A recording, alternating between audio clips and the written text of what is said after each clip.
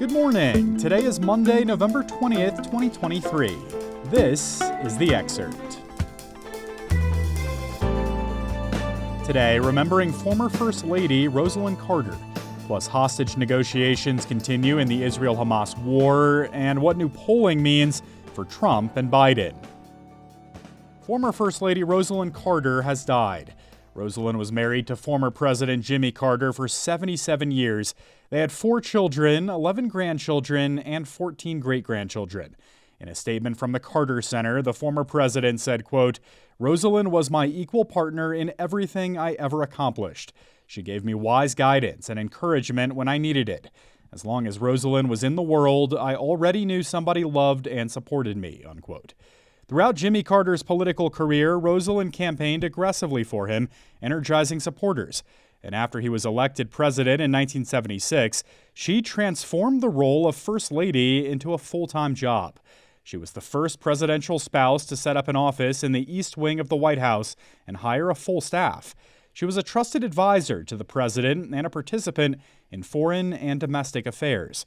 Rosalynn Carter also traveled the world, promoting her own platform of improving mental health care and her husband's position on human rights. The couple founded the Carter Center in 1982, a nonprofit that strives to improve the quality of life, alleviate suffering, and advance human rights through its programs. She entered hospice care on Friday after it was revealed she was diagnosed with dementia in May. Rosalynn Carter was 96.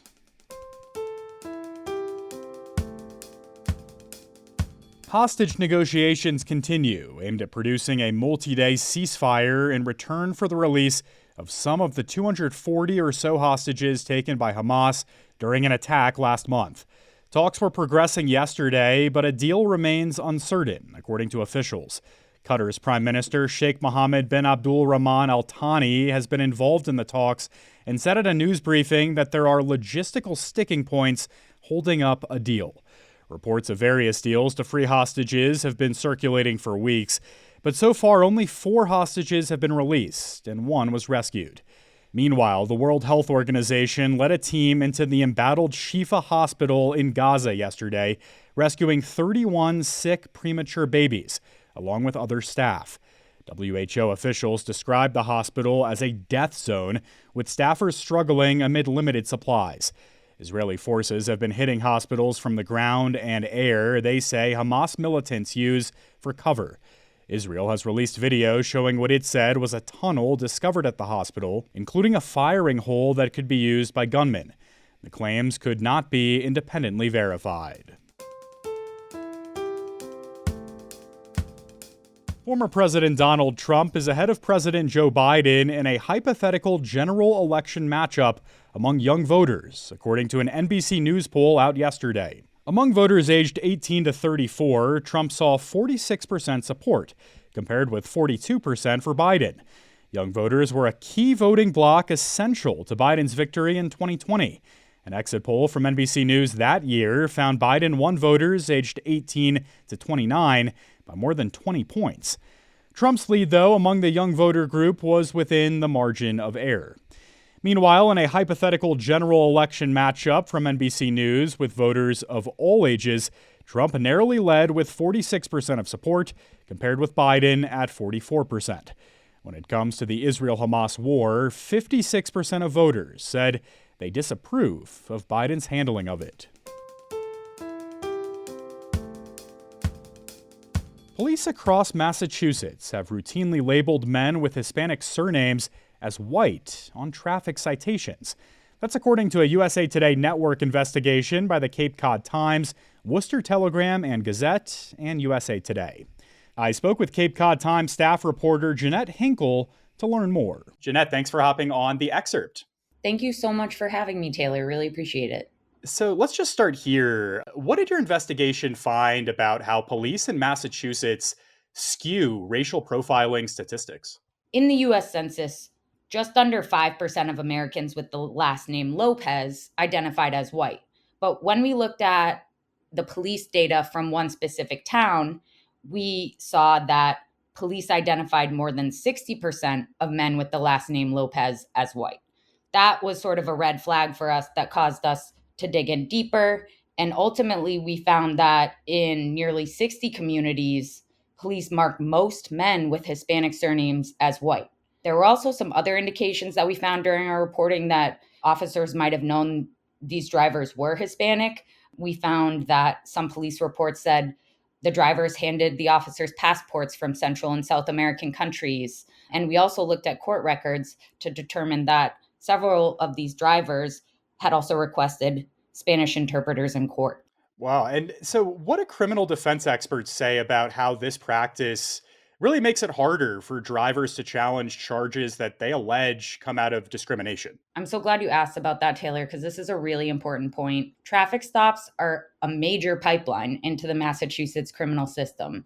Across the nation, traffic stops are considered the most common interaction that police have with the public, and it's no different here.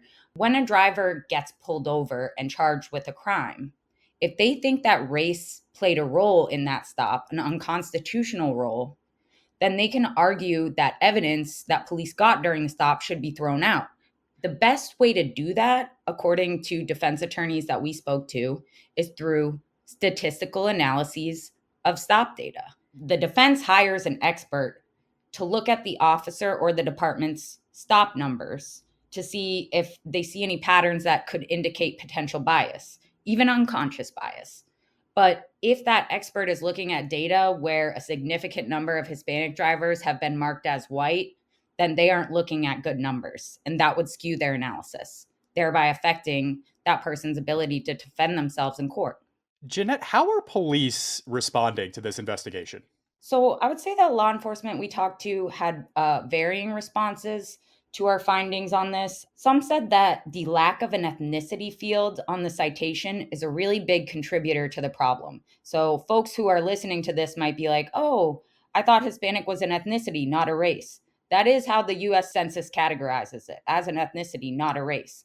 But in Massachusetts, police don't have the option to mark a driver's race and ethnicity. There's one box, it's listed as race, and Hispanic is one of the options. So is white.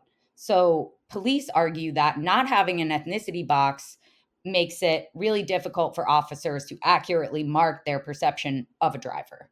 So, Jeanette, a lot of what we've been talking about, the crux of your investigation, focuses on Massachusetts, where you're based. Have we seen this happen anywhere else in the country, specifically where police identify Hispanic drivers as white? So we are definitely not the first to spot this pattern. In 2015, I believe Texas news station KXAN was the first to identify that troopers there were recording the race of a large number of people of color, mostly Hispanic, as white. In 2021, ProPublica did a report. They found that of almost 80,000 tickets Louisiana State Police handed out in Jefferson Parish, not one was issued to a person labeled as Hispanic, despite the fact that Hispanic people made up 18% of the population there. There have been a few other examples across the country, so this is an issue that could be affecting traffic stop data in other states too. Has there been any movement on the legislative front to tackle this issue or, bias in traffic stops as a whole? Lawmakers of color in Massachusetts have for decades tried to fix these problems that we've been going over with the state's traffic stop data because they have racial profiling concerns. They filed bills almost every single session since 1999 that would have required police to document all stops, and also other really important information that Massachusetts doesn't collect, like the reason for the stop. All of those proposals, though, have been rejected by the most powerful lawmakers in the legislature. And we found that part of the reason for that is police chief associations have really opposed requiring officers to document all the traffic stops they make. All right, Jeannette Hinkle from the Cape Cod Times, part of the USA Today network. Fantastic insight and a great investigation here. Thanks for coming on and talking about it. Oh, thank you so much, Taylor. Really appreciate it.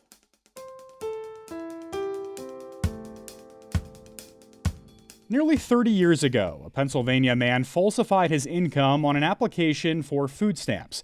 Because of it, he lost his ability to own a gun for the rest of his life. Last year in Mississippi, another man was pulled over for driving without a license plate. Police discovered marijuana and a loaded rifle in his car, and he was charged with violating a law that bars drug users from owning guns. Both cases are now in front of the Supreme Court, with major implications for the Second Amendment. These are part of several major gun cases justices are weighing, and they're closely tied to one of the most significant disputes already before the High Court, focused on whether domestic abusers can be barred from owning guns. This is a moment of uncertainty about just how far the court's 6-3 conservative majority is willing to go to roll over controversial gun laws. You can read more with a link in today's show notes. And today is Transgender Day of Remembrance. It's a time to honor and remember transgender people killed as a result of anti-transgender hate. And thanks for listening to The Excerpt. You can get the podcast wherever you get your audio. If you use a smart speaker, just ask for The Excerpt. I'm back tomorrow with more of The Excerpt from USA Today.